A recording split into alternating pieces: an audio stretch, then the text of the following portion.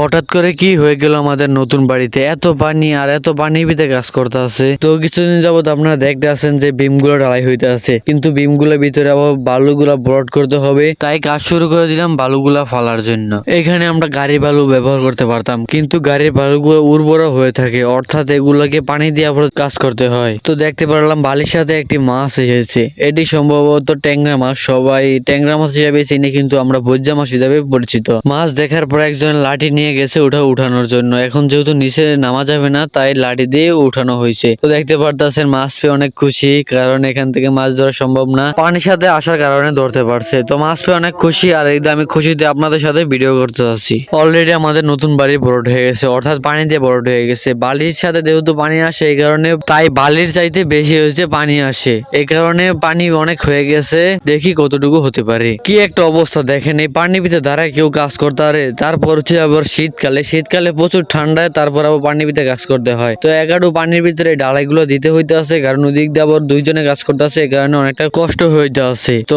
দেখতে আছেন কত পানি, আর এই পানির ভিতরে কাজ করে কিন্তু অনেকটা কষ্ট। তারপর হয়েছে বর্তমানে শীতকাল, কি আর করার, সব বিপদ একসাথে আসে। এই জায়গায় মোটর চালাই দিয়ে পানি শুকিয়ে গেছে, কি আর করার, সব বিপদ একসাথে আসে। অলরেডি আমাদের নতুন বাড়ি পানিতে ডুবে গেছে, অর্থাৎ কত পানি হয়ে গেছে। এই পানির ভিতরে ওনারা কষ্ট করে ডালাইগুলো দিতে আছে। তো কি আর করার, ওনারা যেহেতু একটু 3 দিন বন্ধ হয়েছে, তাই একটু কষ্ট করতে হবে। আর যে ডালাইগুলো দিবে সেই ডালাইগুলো গুলাইতে আছে, সবাই কাজকর্মে ব্যস্ত, কারণ সব কাজ এখন জমা হয়ে গেছে। আজকে ওনারা অনেক কাজ করছে, অর্থাৎ এই সকালে আইসে এখন পর্যন্ত কাজই করতে আছে। কি আর করার, সব কাজ একসাথে আসলে যা হয় আর কি। যেহেতু নতুন বাড়ির ভিতরে পানি, অর্থাৎ ভিতরে পানি থাকলে কিছুটা ছুঁয়ে পানি আসে, এই কারণে সাইডেও পানি জমা হয়ে গেছে, এই কারণে ওনাদের চলতে ফিরতে একটু অসুবিধা হইতে আছে। এই দেখেন আমাদের নতুন বাড়ির অবস্থা কি, একবার সব পানি তলে গেছে, অর্থাৎ চারো ধারে এখন পানিগুলা ঠিক মতো বাড়িতে পারতেছে না, কারণ পাইপটা অনেক উঁচা হয়ে গেছে, এখানে অনেকটা কষ্ট হইতে আছে। আইতে পানিগুলো জমে আছে, পানির ভিতরে ওনারা কাজ করতে আছে। কি আর করে, পানি তো আটকে রাখুন যায় না, মানে যেদিক দিয়ে একটু ফাঁক পায় সেদিক দিয়ে পানিগুলা দৌড় দেয়। তো এই যাবো ডালাই কাজ চলতে আছে।